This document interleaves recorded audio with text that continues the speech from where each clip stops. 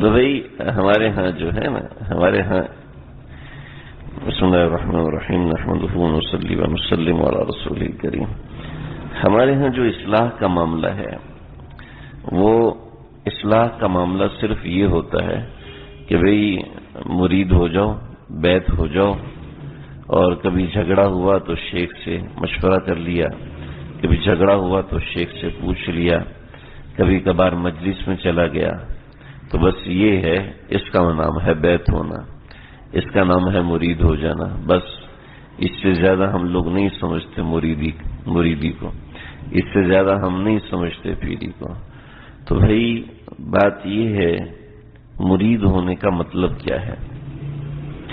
مرید ہونے کا مطلب یہ ہے کہ اپنے آپ کو شیخ کے ہاتھ پر وعدہ کرنا۔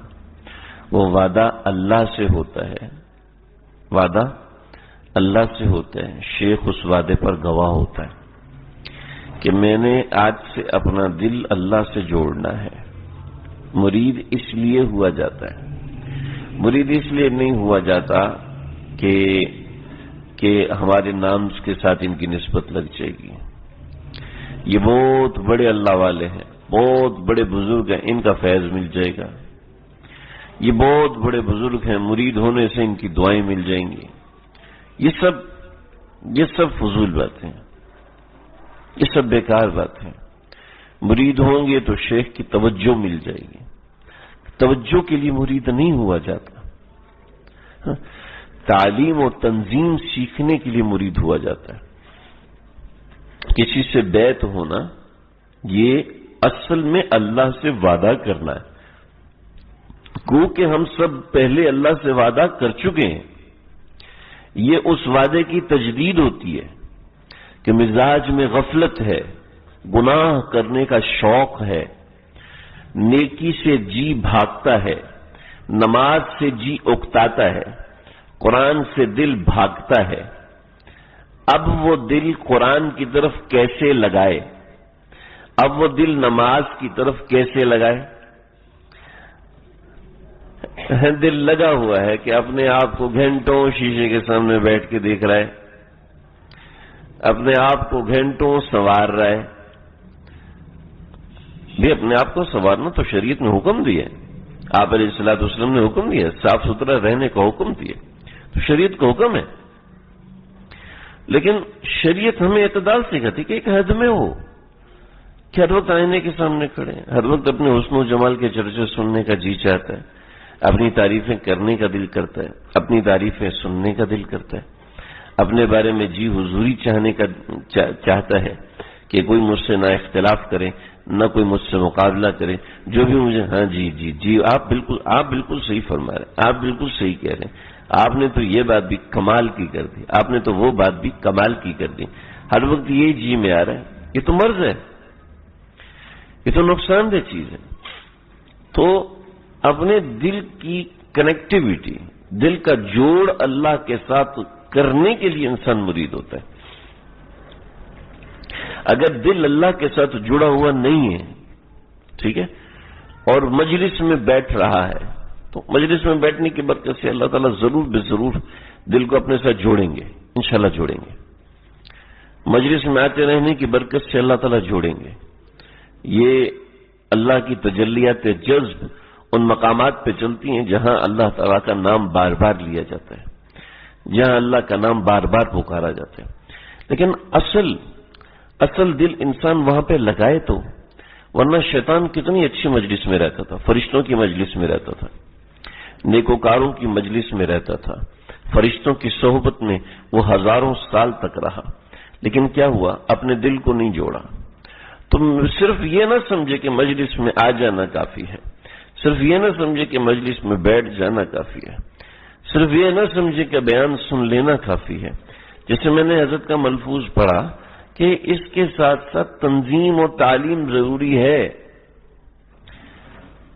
تنظیم اور تعلیم نہیں ہوگی تو بیعت کا کوئی مطلب نہیں ہے، تنظیم اور تعلیم نہیں ہوگی تو مجلس میں بیٹھنے کا کوئی مطلب نہیں ہے۔ ہاں اس کے فائدے ہوں گے، میں پھر کہہ رہا ہوں اس کے فوائد ضرور حاصل ہوں گے، نیک صحبت ملے گی اور یہ سب چیزیں ملے گی، لیکن جب تک اپنے دل کو اللہ کے ساتھ جوڑنے کی فکر نہیں کرے گا تو مزاج میں وہی گندگی رہے گی.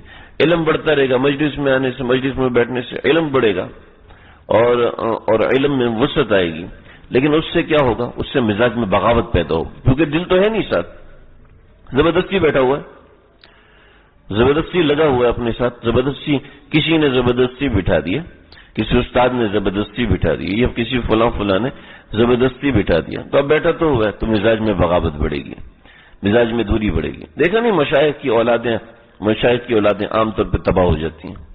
وجہ اس کی یہی ہے کہ وہ بیچارے انہوں نے ساری باتیں سن لی ہوتی ہیں تو ان باتوں کی کوئی اہمیت نہیں رہتی.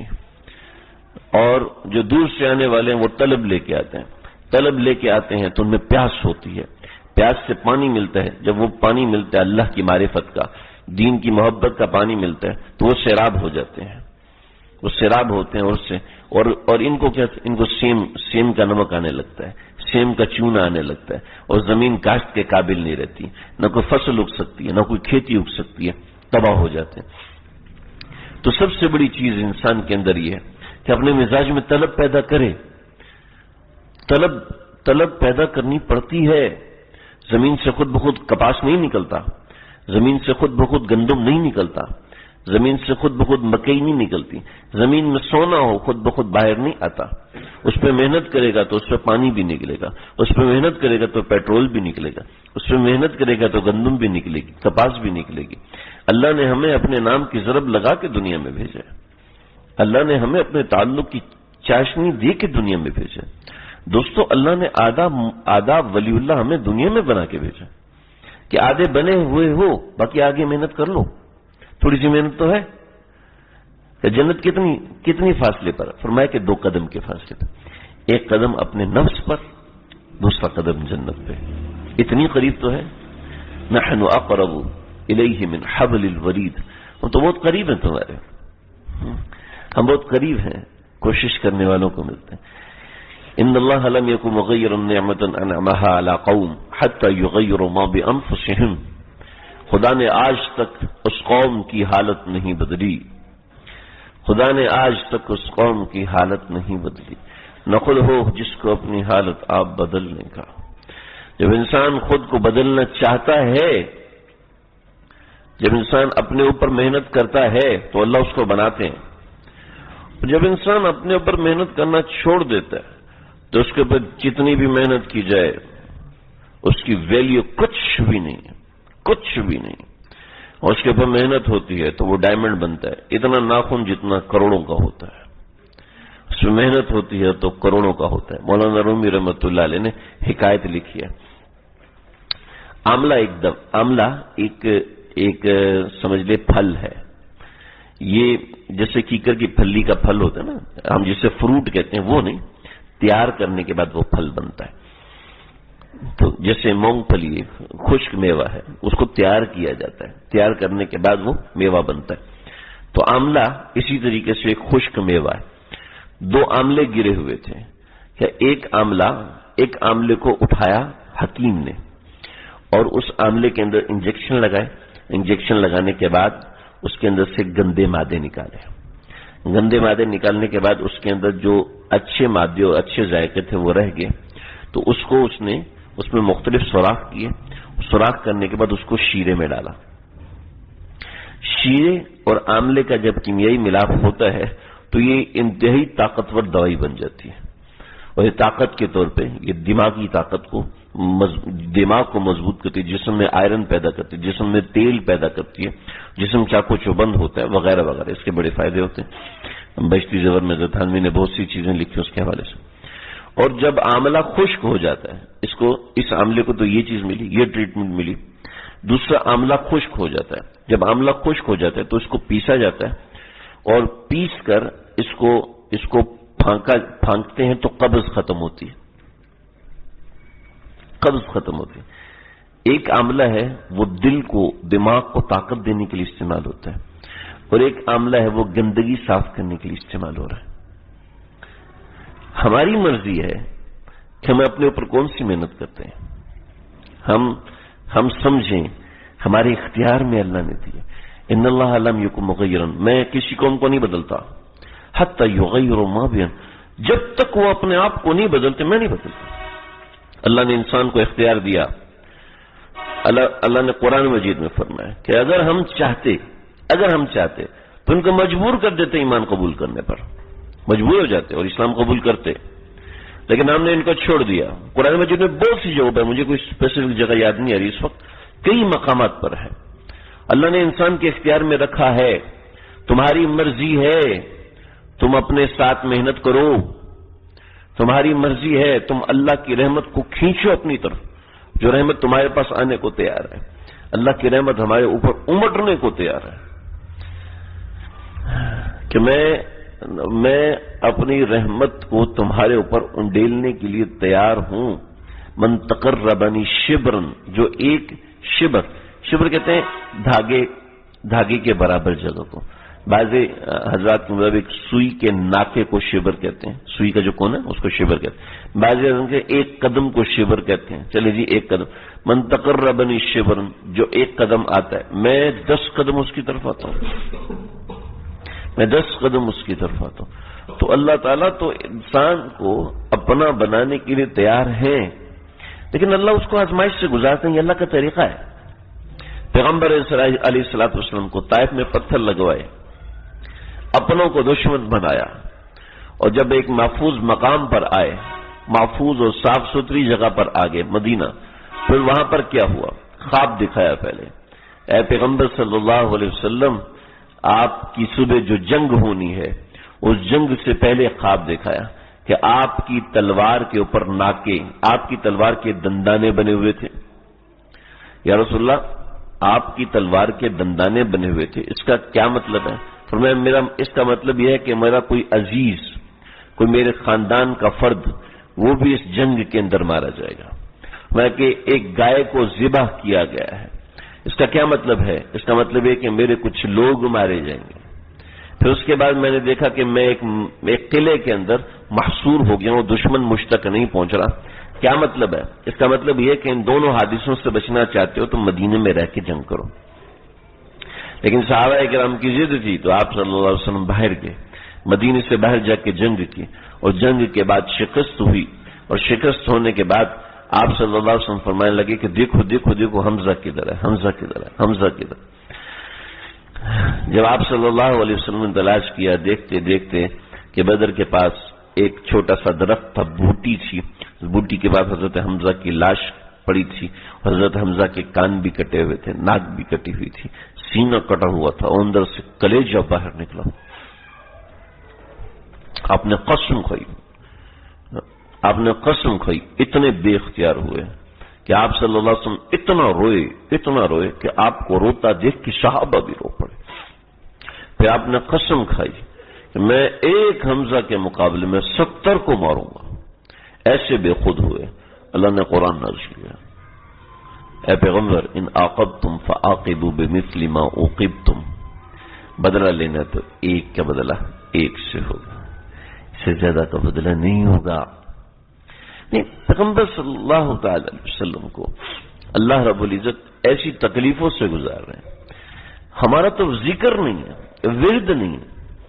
جب ذکر نہیں، ورد نہیں تو کیفیت کیسے آئیں گی؟ من لا ورد لہ لا وارد لہ.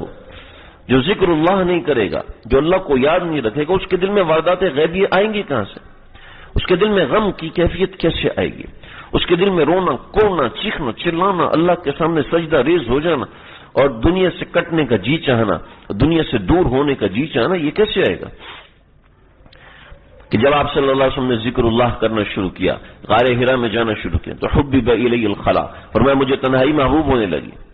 اور پھر آپ کے اوپر جب اس طرح کی کیفیت آئی تو بخاری شریف کی روایت، آپ نے فرمایا میرا جی چاہتا تھا کہ میں خود کو پہاڑ سے گرا لوں. حضرت تھانوی رحمۃ اللہ علیہ جب ذکر اللہ کرتے کرتے اس کیفیات تک پہنچے تو کیفیات تک پہنچ ایک شخص آ کے ملے، اور کانپور میں ایک صاحب ملے اور آ کے کہنے لگے کہ حضرت میرا بندوقوں کا کاروبار ہے اور میں کچھ بندوقیں لے کر جا رہا ہوں یہاں سے وہاں، تو مجھے اجازت فرمائے تو میں یہاں آپ کے پاس رک جاؤں. فرمایا کہ رک جاؤ. تو تھوڑی دیر میں حضرت نے اس کی ایک بندوق اٹھا کے چیک کی اور دیکھی، اور دیکھ کے نشانہ اس کا بنایا، تو کہا میرا دل چاہا کہ میں اس سے کہوں کہ یہ بندوق چلتی ہے. فرمایا کہ میں نے اس کو کہا یہ بندوق چلتی ہے؟ کہ جی چلتی ہے. فرمایا میرا دل چاہا کہ میں اس کو کہوں کہ خدا کے واسطے ایک میرے سر پہ رکھ کے چلا دو میں دنیا میں نہیں رہنا چاہتا. کہ جب انسان اللہ کو یاد کرتا ہے، جب انسان اللہ کو یاد کرتا ہے تو بہت سی ایسی چیزیں آتی ہیں ہمیں اس کے ذائقے کا نہیں پتا. ہم اس پہ شکوے کرنے بیٹھے تھے جب 4 سال ہو گئے 5 سال ہو گئے ہمیں نماز پڑھنے کا دل ہی نہیں کرتا، ہم نماز نہیں پڑھ پاتے، ہم روزہ نہیں رکھ پاتے، ہمارا اللہ سے قریب ہونے کا دل ہی نہیں کرتا. تو ہم محنت کون سی کرتے ہیں؟ ہاں جی مجھے بتاؤ، نوکری ایسی مل جاتی ہے؟ اس کے لیے محنت کرنی پڑتی ہے. نوکری ایسی نہیں ملتی، اس کے لیے کوشش کرتے ہیں، محنت کرتے ہیں. ڈگری ایسی نہیں ملتی، اس کے لیے کوشش کرتے ہیں، محنت کرتے ہیں. کھانا بنتا ہے، کھانا ایسے ہی مل جاتا ہے، ایسی چیز ملتا ہے، ہمیں ہوٹل سے ایسے ہی مل جاتا ہے، اس کو پکانا نہیں پڑتا، اس کے لیے پیسے دینے پڑتے ہیں. تو اللہ کا تعلق کیسے مل جائے گا؟ نہ کوئی ذکر کریں گے، نہ کوئی اپنی انا کو. اللہ سے تعلق بنانے میں سب سے بڑی رکاوٹ انسان کا مزاج ہے. اللہ سے جوڑنے میں سب سے بڑی رکاوٹ میں خود ہوں. میری اپنی ذات ہے، میری اپنی رائے ہے. اپنے نفس پہ ایک پاؤں رکھو، دوسرا پاؤں جنت میں ہوگا، دوسرا پاؤں اللہ کے تعلق کے ساتھ جوڑنے والا ہوگا. تو انسان اپنے نفس کی اصلاح کرانے کے لیے شیخ سے جڑتا ہے. شیخ سے جڑا ہوا ہے، اصلاح کرا ہی نہیں رہا. شیخ سے جڑا ہوا ہے، پوچھنے کی توفیق نہیں. شیخ سے جڑا ہوا ہے معاملات ذکر کرتے ہوئے شرم آتی ہے. کیسے بتاؤں کہ میرے مزاج میں یہ کمی ہے، کس طریقے سے بتاؤں کہ میرے مزاج میں یہ کوتاہی ہے. یہ حجاب انسان کو تباہ کر دیتا ہے، یہ حجاب انسان کو پریشان کر دیتا ہے. ویسے تعلق میں ایک صاحب ہیں، انہوں نے مجھے کہا 6 مہینے کے بعد میں ایک بات بتاؤں، ناراض نہیں ہونا. میں نے کہا ناراض ہونے والی ہوئی تو ہوں گا، صاف سی بات. کہنے لگے چلو بتاتا ہوں. میرا مزاج، میرا معاملہ یہ ہے کہ میں اس گناہ میں مبتلا ہوں. میں نے کہا دیکھو یہ گناہ کوئی مسئلہ نہیں ہے، اس سے آگے کا گناہ بھی کر لو تب بھی کوئی مسئلہ نہیں ہے، اس سے آگے والا گناہ کر لو تب بھی کوئی مسئلہ نہیں. مسئلہ یہ کہ آپ بتائیں گے نہیں. جب آپ نہیں بتائیں گے تو اس کا علاج نہیں ہو سکتا. اللہ نے طریقہ رکھا ہے، ایک طریقہ کار رکھا ہے.